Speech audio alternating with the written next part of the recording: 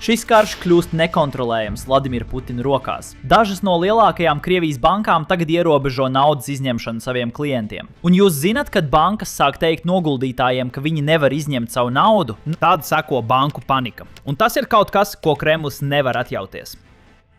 Situācija ir tik slikta, ka viens no ietekmīgākajiem Krievijas oligarhiem publiski intervijā brīdināja, ka banku krīze ir gaidāma jau drīz, ja Ukraina nepārtrauks uzbrukumus.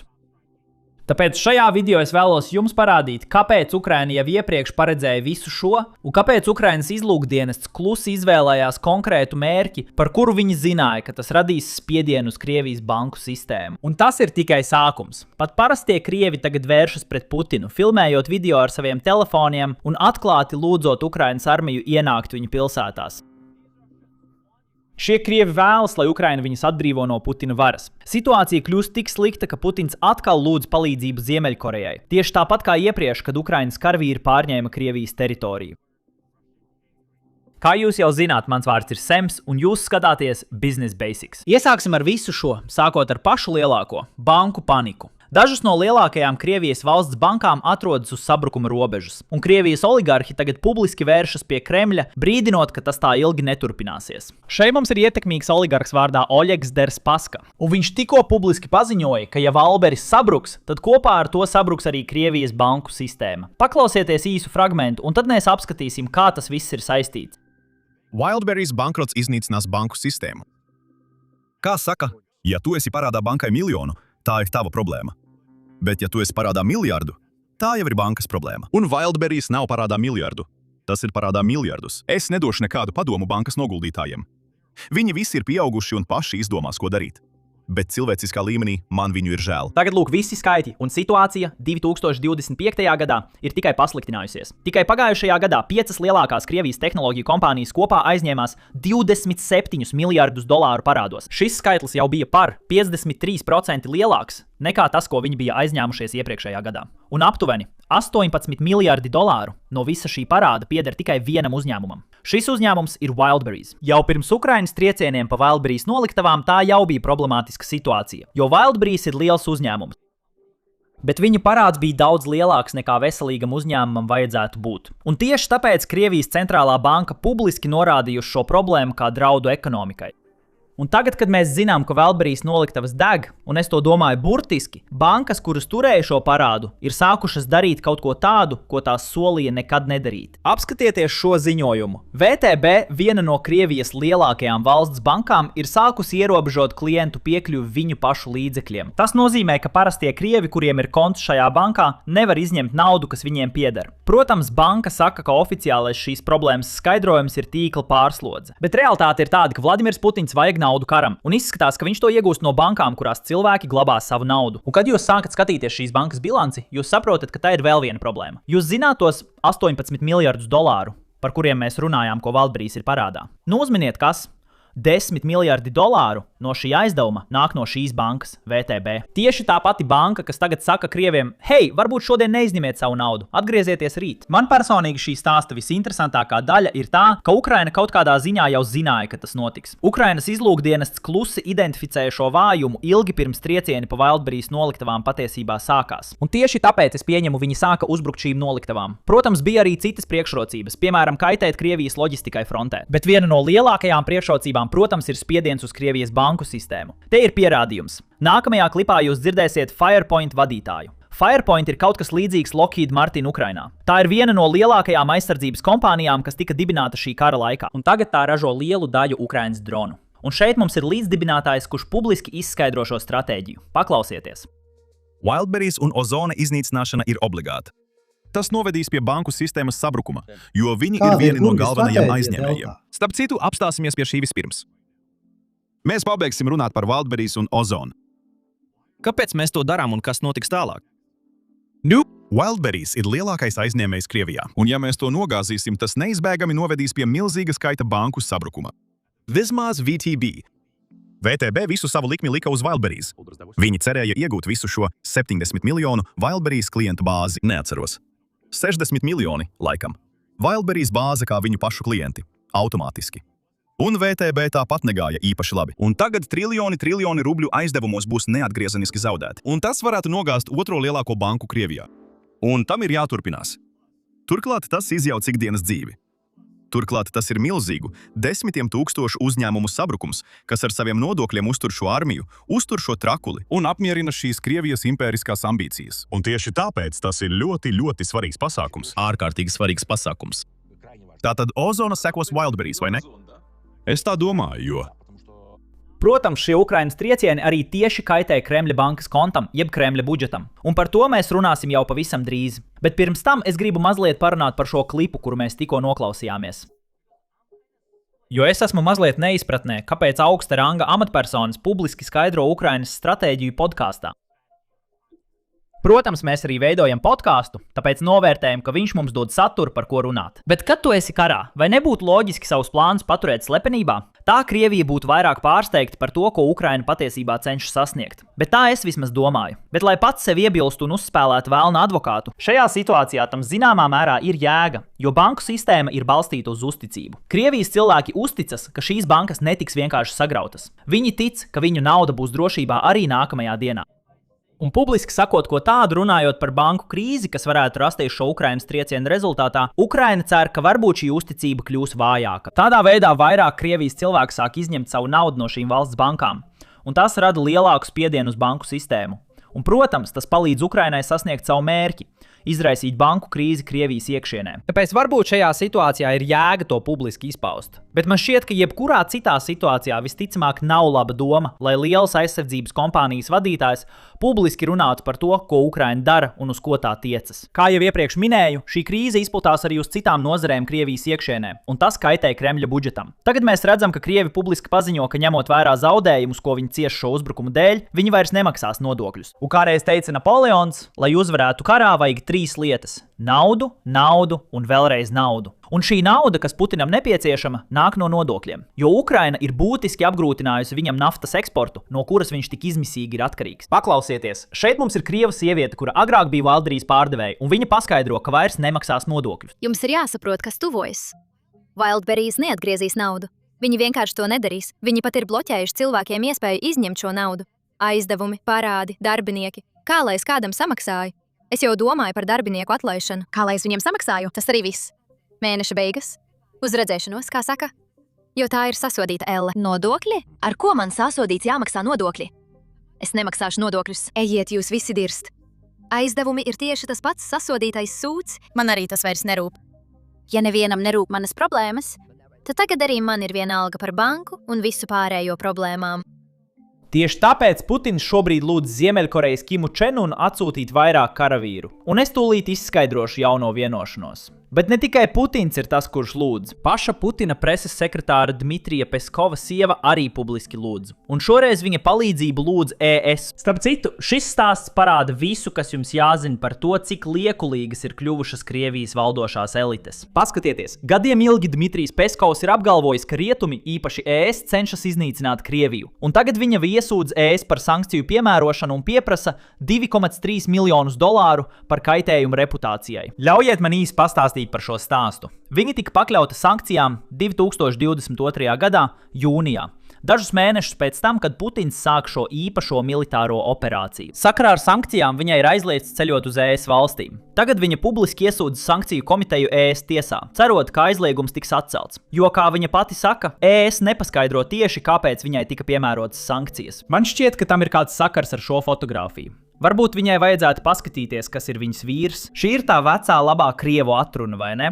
Tikmēr Krievijas elite un politiķi paši vaino rietumus visās problēmās, kas notiek Krievijā. Viņiem nauda glabājas rietumos, viņu bērni mācās rietumu universitātēs, un pat viņu ģimenes locekļi, viņu sievas dzīvo rietumos. Viņi tik ļoti vēlas dzīvot rietumos, ka publiski iesniedz prasības ES tiesā, labi zinot, ka tas radīs lielu reputācijas kaitējumu visiem iesaistītajiem. Starp citu, tas man atgādina šo attēlu ar Krievijas ārlietu ministru Sergeju Lavrovu. Paskatieties!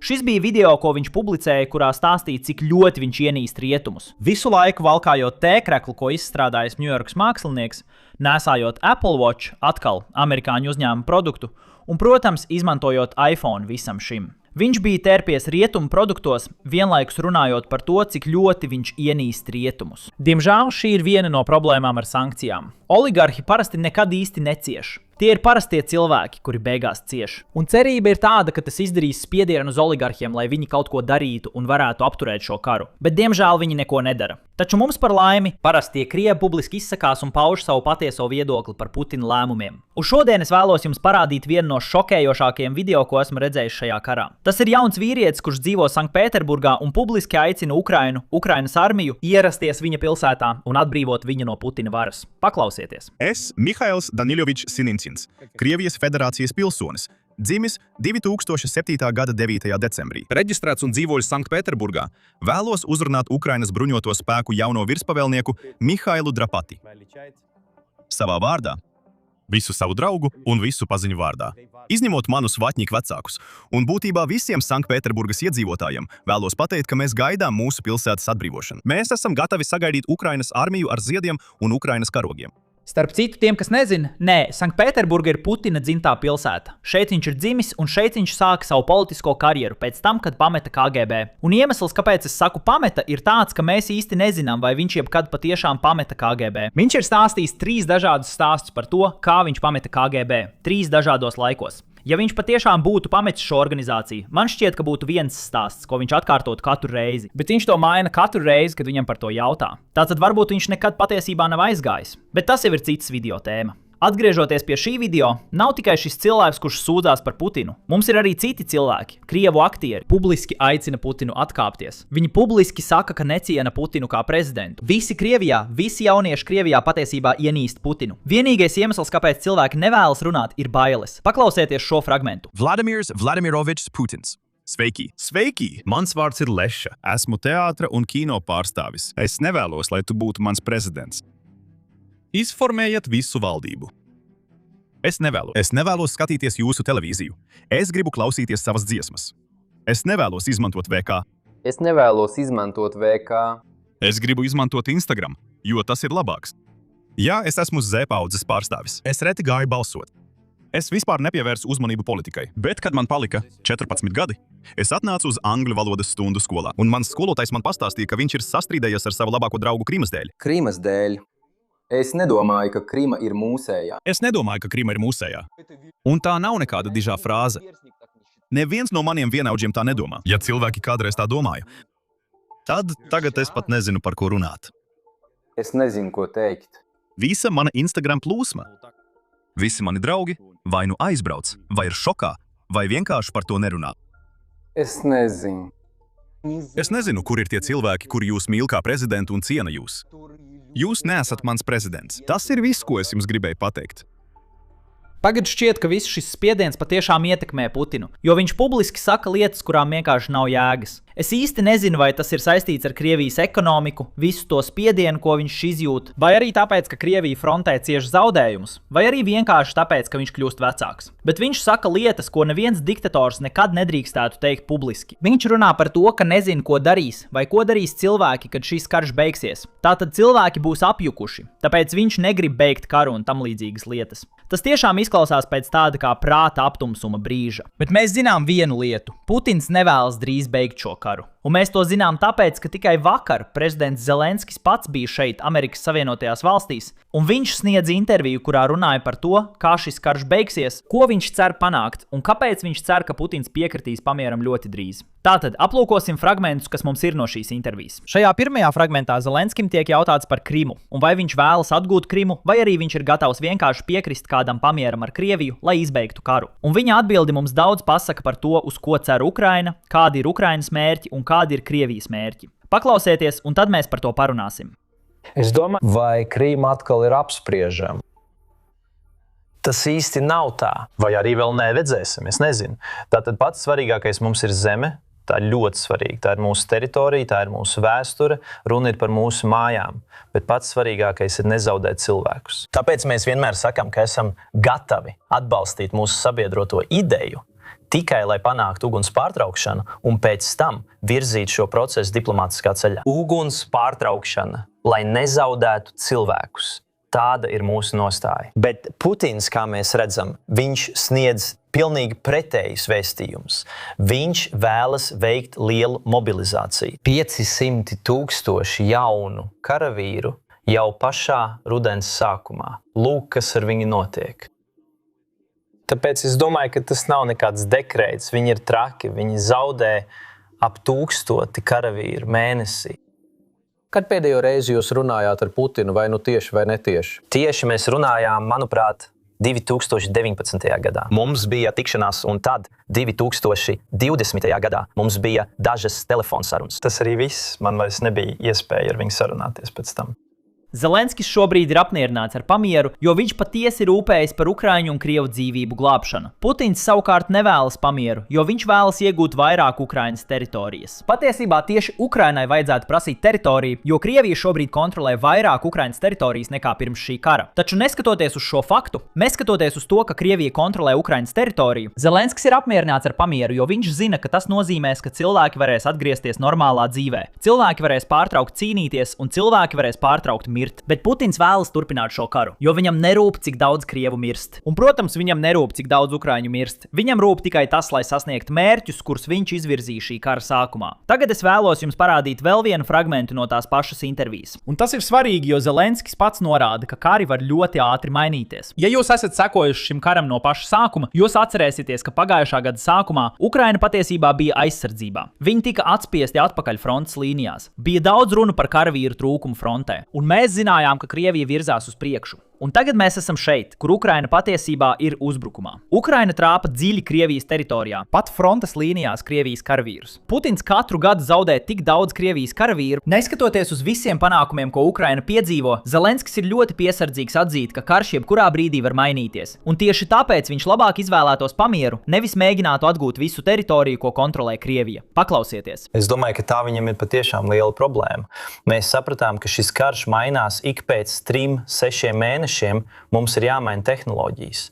Un tieši tāpēc mums ir moderna militāro tehnoloģiju platforma. Un mums ir daudz uzņēmumu. Mēs mainām dronus. Šodien šie droni var darboties kaujas laukā, bet pēc 3-6 mēnešiem tie vairs nevar. Tāpēc ir nepieciešams būt stipriem katrā brīdī, mainīt tehnoloģijas un būt ātrākiem.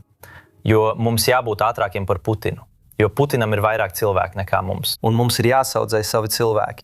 Un jāizmanto vairāk tehnoloģiju nekā cilvēku. Tas ir tas, ko mēs darām. Tagad mēs jau redzam agrīnas Krievijas mobilizācijas sagatavošanās pazīmes.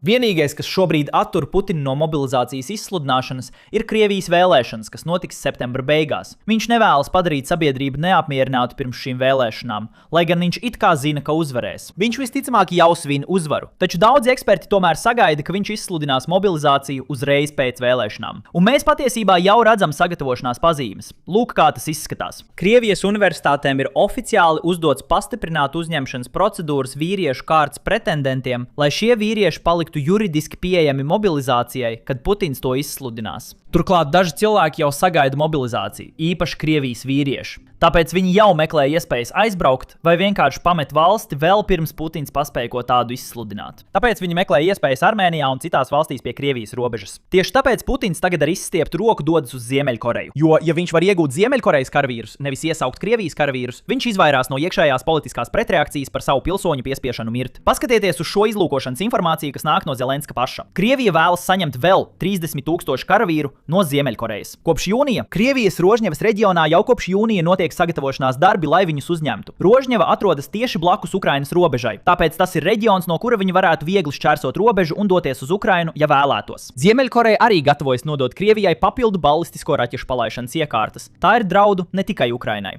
Krievija palīdz Ziemeļkorejai apgūt kara vadīšanu, uzlabot tās ieročus un iegūt reālu kaujas pieredzi to izmantošanā. Tas viss ir draudz ikvienam Krievijā, kurš atrodas Ziemeļkorejas raķešu darbības rādijusā. Tagad tas noteikti būs kaut kas, kam mēs tuvākajā nākotnē sekosim līdzi. Jo, ja Ziemeļkorejas karavīri tiešām ieradīsies Krievijā, Dienvidkoreja tam sekos līdzi. Un, protams, arī ASV izlūkdienesti tam sekos līdzi. Tāpēc, ja neesat abonējis, noteikti nospiediet abonēšanas pogu zemāk, jo tas mums palīdz algoritma ziņā. Un, protams, tas palīdz jums sekot līdzi jaunumiem, ko mēs publicējam. Tagad šeit lietas kļūst nedaudz interesants. Jo neskatoties uz visu, ko Putins piedzīvo, neskatoties uz visām problēmām, ar kurām viņš saskaras, ir ļoti iespējams, ka viņš dabūs karavīrus, kurus vēlas. Jo Krievija ir milzīga valsts ar 130 miljoniem iedzīvotāju. Un papildus tam viņam ir palīdzība no Ziemeļkorejas. Un Putins patiesībā cenšas iegūt tikai, teiksim, 300,000 vīru vai varbūt 500,000 vīru. Tātad, pat ņemot vērā visus šos triecienus, ko Ukraiņi veic, Zelenskis runāja par to, kā Ukraina rīkosies, ja Krievija veiks mobilizāciju. Tāpēc paklausīsimies šo fragmentu. Redzit? Putins nav gatavs apturēt šo karu. Esmu saņēmis ziņojumu no izlūkdienesta. Viņš gatavo mobilizāciju. Viņš to vēlas darīt pēc vēlēšanām 21. septembrī. Viņš vēlas palielināt mobilizāciju savā valstī. Nepārāk atklāti, jo viņš baidās no savas sabiedrības, bet viņš to izdarīs 1. oktobra dienās. Ja mēs neradīsim viņam problēmas ar loģistiku, ieročiem, benzīnu, dīzeli, un ja mūsu partneri neieviesīs visaptverošas sankcijas viņa agresijas dēļ, tomēr, ja viņš veiks mobilizāciju, tas nozīmē potenciāli daudz karavīru. Tas būs liela problēma Ukrainai, vai ne? Tā būs liela problēma, jo viņš to darīs. Es domāju, ka viņš rēķinās ar apmēram 300,000 mobilizāciju. No 300,000 līdz 500,000. Tāpēc es domāju, ka viņam nav grūti veikt mobilizāciju. Jā, šie cilvēki, viņam būs iekšējas problēmas saistībā ar to, jo viņa sabiedrība ir, es redzēju aptaujas, viņa sabiedrība ir pret mobilizāciju, un liels procents ir pret karu, bet viņi viņu atbalsta. Lielākā problēma ir tā, ka viņš nevarēs viņus ātri apmācīt. Tas nozīmē, ka viņš atkal sūtīs kaujas laukā cilvēkus, kuri nav labi apmācīti, un lielākoties viņi vispār nebūs apmācīti. Tas nozīmē daudz zaudējumu, bet tas ir viņa ziņā. Darīt to vai nē? Tātad Ukrainas stratēģija ir diezgan vienkārša, un viņi to jau īsteno. Uzbrukt Krievijas loģistikai, uzbrukt visam, kas Krievijas karavīriem nepieciešams frontes līnijā. Un šeit ir piemērs visam, ko Ukraina ir paveikusi šajā sakarā tikai pēdējo pāris dienu laikā. 28. jūlijā Ukrainas droni trāpīja Ķumeņas naftas pārstrādes rūpnīcai. Šai rūpnīcai bija jauda pārstrādāt 2,6 miljonus tonu benzīna un naftas gadā, un tagad tā ir ārpus darbības. Mēs precīzi nezinām, cik ilgi Krievijai prasīs šo salabot, bet līdz brīdim, kad viņi šo rūpnīcu salabos, tā vairs nepārstrādās naftu. Tagad runājot par Krievijas naftas pārstrādes rūpnīcām un remontu, Krievija saskaras ar ļoti unikālu problēmu. Tā kā Ukraina uzbruk tik daudzām rūpnīcām, tagad viņiem ir jāizlemj, kur vispirms novirzīt savus resursus, jo viņiem nepietiek resursu, lai visas šīs rūpnīcas salabotu vienlaikus. Tāpēc viņiem ir jānosaka prioritātes, kuras rūpnīcas atjaunot. Un ja es viņiem dotu padomu, ko, protams, es nedaru, es vispirms remontētu tās rūpnīcas, kas atrodas vis tālāk no Ukrainas. Tad pāriesim pie Wildberries. Tieši vakar Ukraina trāpīja vēl vienam Wildberries loģistikas centram Rjazeņā.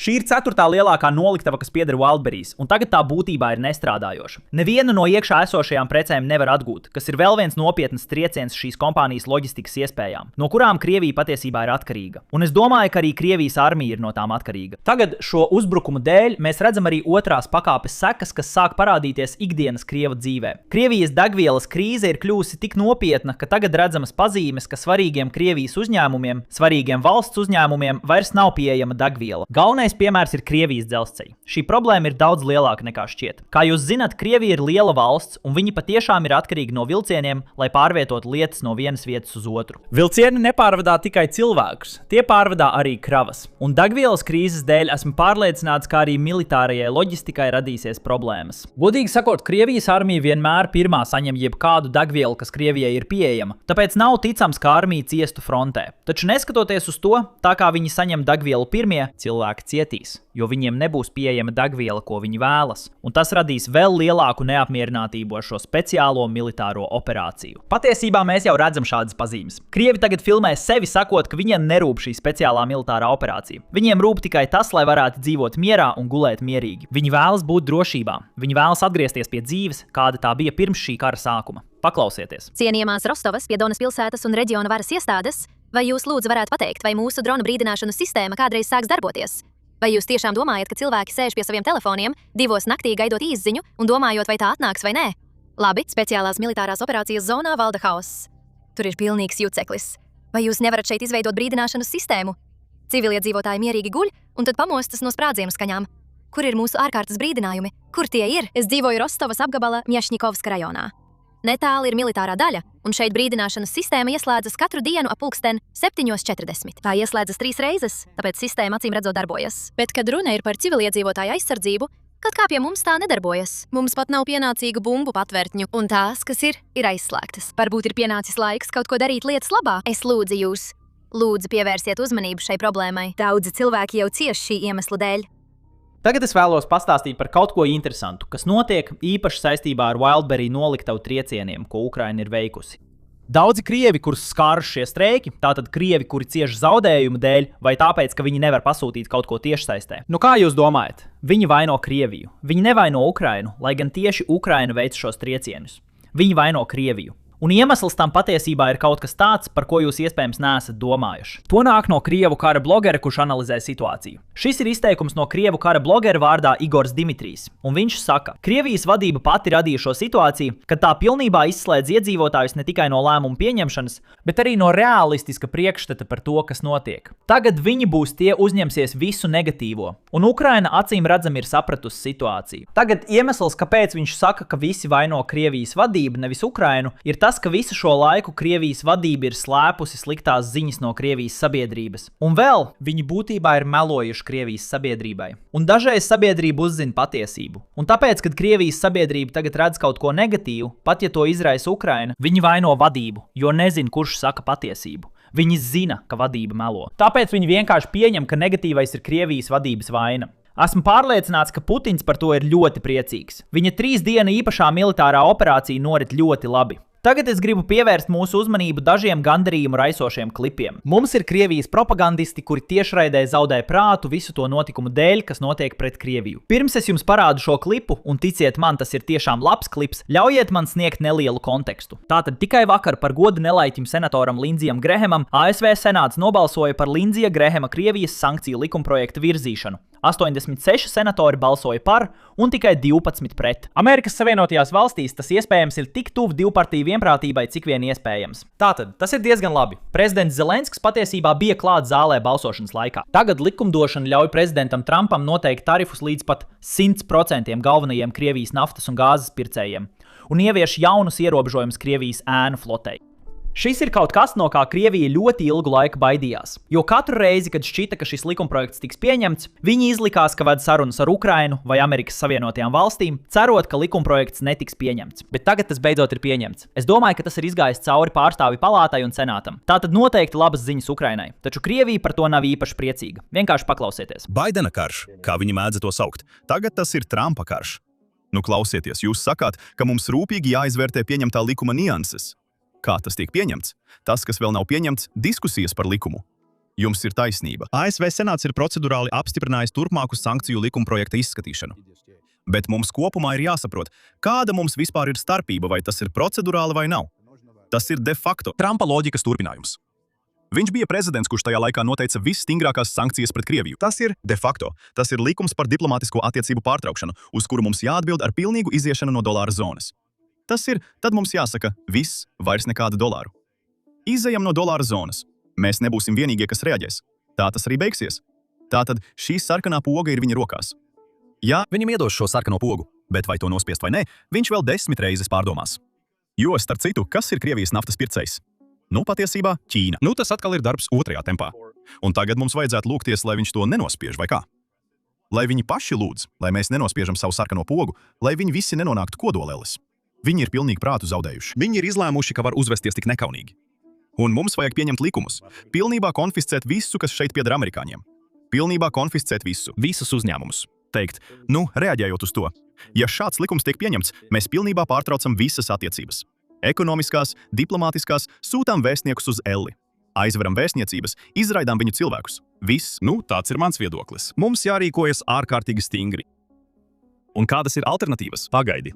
Līdz viņi iemācās elpot caur plānu caurulīt, kamēr viņi žņaudz tavu kaklu, un tu vienkārši klusi turpini. Viss kārtībā, viss kārtībā. Vai tiešām viss ir kārtībā? Tagad šī neapmierinātība Krievijas televīzijā izskatās pēc koordinētas reakcijas, jo to nesaka tikai viena pārraide. Izskatās, ka visa Krievijas valsts mediji pauž vienu un to pašu neapmierinātību. Tātad varbūt viņi tiešām ir ļoti dusmīgi, vai arī tas ir kaut kas, ko pats Kremls ir apstiprinājis. Šeit mums ir Krievijas laikraksti, kas saka tieši to pašu, tikai citā tonī. Paklausieties. Vēlreiz. Šodienas Krievijas laikrakstos ļoti skaidri redzama Krievijas neapmierinātība, Krievijas vilšanās, ka Trumpa administrācija nav izdarījusi spiedienu uz Ukrainu vai nav spējusi izdarīt spiedienu uz Ukrainu, lai tā pieņemtu Krievijai draudzīgus miera nosacījumus, un ka tā sauktais iespējams Ankoridžas gars, kas radās pēc Trumpa un Putina Aļaskas samita pagājušajā gadā, ir gandrīz pilnībā izzudis. Ņemiet vērā, ka tie bija tikai Krievijas amatpersonas, nevis amerikāņi, kas runāja par Ankoridžas garu. Bet tomēr šodien savā redakcijas slejā Novaja Gazeta vaicā, vai ir alternatīva Ankoridžai. Šeit ir izklāstīts tas, ko Maskava bija gaidījusi no Donalda Trumpa. Tās loģika bija, un joprojām ir, ka ir nepieciešams atrast spēku, kas piespiedīs Zelenski pieņemt sakāvi, pieņemt situāciju frontē, atteikties no teritoriālajām pretenzijām un iekļaut to dokumentā. Trumps šķita kā tāds spēks. Tas bija Ankoridžas gars. Tagad Trumpan, vai arī ne viss ir tik viennozīmīgi, vai arī Ukrainas jautājums vienkārši nav prioritāte. Maz ticams, ka Maskava pārskatīs savu pieeju. Citiem vārdiem sakot, Kremlis joprojām vēlas, lai kāds izdarītu spiedienu uz Kijevu. Bet kas kļūs par šo spiediena un pārliecināšanas spēku? Trumpa pēctecis pēc 2 gadiem. Tas ir pārāk ilgs laiks, lai gaidītu, un ir pārāk grūti paredzēt ASV vēlēšanu iznākumu. Eiropā. Tā atteicās ņemt vērā Maskavas bažas gan individuāli, gan kolektīvi, pat pirms 2022. gada. Bet vēl vairāk tiek atzīts arī tas, ka Maskava ir spēcīga spiediena ietekmē no saviem tuvākajiem sabiedrotajiem. Mēs dzirdam, ko saka gan Lukašenko Baltkrievijā, gan Tokajevs Kazahstānā. Tā nebija pirms gada. Tas nozīmē, ka kaut kas ir mainījies. Krievijas varas iestāžu uzdevums ir mēģināt saprast, kas tieši ir mainījies, un atrast atbilstošu atbildi. Tagad šī klipa beigās ir interesanta detaļa, kas saistās ar kaut ko, par ko mēs runājām iepriekšējā video. Atcerieties, kad Putins sēdēja blakus Kazahstānas prezidentam, un Kazahstānas prezidents Tokajevs publiski pateica Putinam acīs, ka hei, tev ir jāaptur šis karš. Varēja redzēt, ka Putins to negaidīja un jutās ļoti neērti. Varbūt viņš pat bija dusmīgs. Jūs zinat, viņš nebija priecīgs par to, ka viņam lasa morāli bijušās Padomju Savienības valsts pārstāvis, kamēr viņš sēž blakus prezidentam. Tagad daudz Krievijas eksperti spekulē, ka šī nav ziņa no Kazahstānas, bet gan pati Ķīnas sūtīta ziņa. Teorija ir tāda, ka šo vēstījumu saskaņoja vai pat lika nodot Ķīnas līderis Xi Jinpings, un Xi Jinpings to apstiprināja. Un tad Kazahstānas prezidents to nodeva viņa vārdā. Protams, tās ir tikai spekulācijas, mums nav nekāda pierādījuma, bet tas sakrīt ar to, ko tagad saka paši Krievijas mediji. Viņi atklāti apspriež, ka kaut kas ir mainījies. Un tieši tāpēc Krievijas sabiedrotie vēršas pret Putinu, un Putinam ir jānoskaidro, kas ir mainījies. Tagad uzminiet, kas. Man patiesībā ir piemērs. Man ir ļoti interesants fragments no frontes līnijas, kur tūlīt analizēs bijušais Navy SEAL karavīrs Čaks Fārs. Bet pirms tam svarīgs paziņojums, un tad mēs ķersimies pie mūsu frontes līnijas apskata. Viena lieta, kas man nekad nav patikusi YouTube'ā, ir tad, kad satura veidotāji saka, lūdzu atbalstiet kanālu, bet viņi patiesībā neko nedod pretī. Es pats to esmu darījis, tāpēc zinu, ka tas nav pareizi, un man vienmēr šķita, ka tas ir aplami. Tieši tāpēc mēs izveidojām Basics Insider. Ja tu kļūsti par biedru, tu ne tikai atbalsti mūsu kanālu, bet arī patiešām saņem kaut ko vērtīgu pretī. Katru dienu mēs augšu pielādējam ekskluzīvus video, kas šeit YouTube'ā neparādās. Jo godīgi sakot, mēs vienkārši nevaram tos šeit ievietot. Mēs daudz dziļāk iedziļināmies stāstos, kurus apskatām. Mēs veltām vairāk laika detaļām, kas neietilps šajos video. Un, protams, detaļām, kas algoritmam nepatīk. Un papildus tam mēs piesaistām pieredzējušus militāros veterānus, piemēram, Čaku Faru, lai analizētu frontes līnijas video, izskaidrotu, kas patiesībā notiek, un atšķirtu faktus no propagandas. Viena no lielākajām priekšrocībām, kas mums ir Basics Insider, ir tā, ka mums īsti nav jāuztraucas par algoritmu, jo neesam atkarīgi no reklāmām, tāpēc mums nav jāraizējās par to, vai algoritms virzīs mūsu saturu. Mēs varam atspoguļot stāstus, kurus citādi nebūtu apskatījuši, jo mums nav jādomā par reklāmdevējiem. Turklāt ir arī necenzēts paplašināts saturs tiem, kuri vēlas izprast šos konfliktus dziļāk par virsrakstiem. Un, protams, es neslēpju, ka jūsu dalība arī mums palīdz. Realitāte ir tāda, ka YouTube algoritms nepārtraukti mainās. Reklāmas ieņēmumi svārstās, un video vienu dienu tiek ieteikti, bet nākamajā pazūd. Tāpēc kopienas veidošana ar biedriem nozīmē, ka mēs varam turpināt veidot neatkarīgu saturu, nepaļaujoties tikai uz algoritmu. Tātad, ja jūs interesē padziļināta analīze un vēlaties palīdzēt mums turpināt šo darbu, spiediet uz pievienošanās pogas zemāk vai apmeklējiet basicsinsider.com. Starp citu, ja jūs lietojat YouTube lietotni savā iPhone vai Android, cena ir augstāka, jo App Store iekasē savu maksu. Tāpēc, ja nevēlaties maksāt šo cenu, varat apmeklēt mūsu kanāla pārlūku programmā savā telefonā. Vai datorā. Mēs ļoti priecāsimies par jūsu pievienošanos un pateicamies jums par atbalstu. Un tagad atgriezīsimies pie mūsu video. Šis atkal ir no Early War. Ziņu reportieris mēģina filmēt Krieva tanku. Es to atceros. Labi, svarīgs drošības padoms.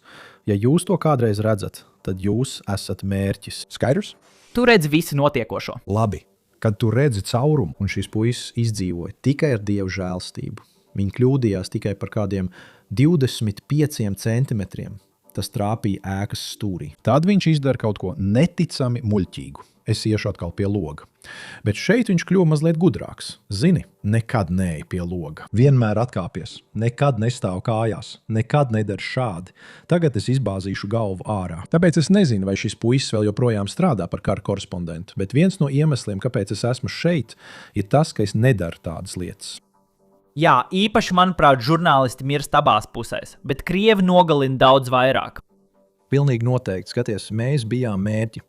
Mēs pārvietojāmies ar transporta līdzekli, kur es precīzi neaprakstīšu, bet tas bija pilnīgi neinteresants. Un mums bija radioelektroniskās cīņas aprīkojums, zini, drona traucētāji.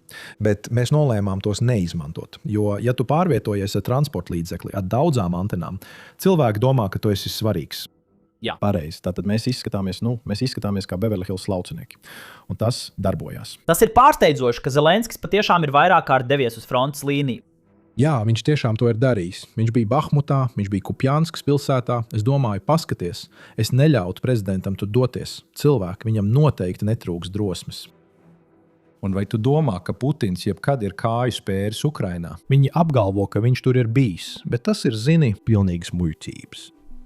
Labi, nākamais. Es zinu, jo mēs nesen neesam taisījuši nevienu reakciju. Visi to ir redzējuši, bet es gribēju redzēt tavu reakciju. Jā, tas, ko tu tur redzi, ir raķetes izplūdes pēdas. Labi, te aizlido 2 raķetes. Man tas vienkārši ļoti patīk. Krievijas kosmosa programma, Hjūstona, Maskava. Mums ir starts.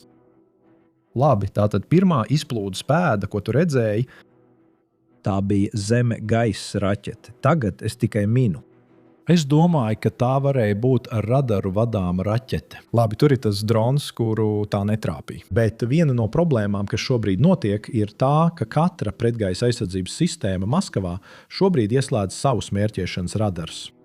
Tā pirmā raķete visticamāk tika palaista ar radara fiksāciju, bet es nevaru garantēt, ka tā bija radara vadīta raķete, bet tā zaudēja savu prātu. Vai ne? Tā nenofiksējās uz blakus esošo mērķi, bet lūk, kas notika ar to otro. Tās noteikti bija pārnēsājums zenītraķešu komplekss. Tātad tā ir pārnēsājuma pretgaisa aizsardzības sistēma. Ne visi pasaulē ir tādi, bet 90% no tiem ir infrasarkano staru vadīti. Tātad tas puisis mēģināja iegūt mērķējumu. Iespējams uz to pašu dronu, kas, manuprāt, visticamāk atradās ārpus tā darbības zonas. Bet, kad viņš to palaida, tas pacēlās augšā. Tam vajadzēja prioritizēt, kādus infrasarkanos objektus tas redz, un tas pagriezās pa kreisi. Tas ir karsts. Un izrādījās, ka tā bija degoša naftas pārstrādes rūpnīca. Tā raķete patiesībā trāpīja tam kurināmajam naftas uzglabāšanas zonai. Un tas arī uzspridzināja mērķi, norāva vāku. Tātad tas bija Krievijas zināms mērķis. Jā. Traki. Arī tik liels sprādziens. Tas ieies vēsturē. Jā, tas ir mēms, tieši tā. Tas pats uzbrukums, vienkārši skatījums no lielāka attāluma. Labi, tas ir 15 km attālumā no sarkanā laukuma. Tas ir Maskavas dienvidu austrumu stūrī. Jūdzes. Labi, parunāsim par Krievijas pretgaisa aizsardzības prioritātēm. Maskavā dzīvo 20 miljoni cilvēku. Maskavas plašākajā apkaimē ir 64 zenītraķešu kompleksi. 28 raķešu aizsardzības kompleksi aizsargā Brjansku, kas ir Putina ziemeļu lauku māja un viņa Krimas pirts.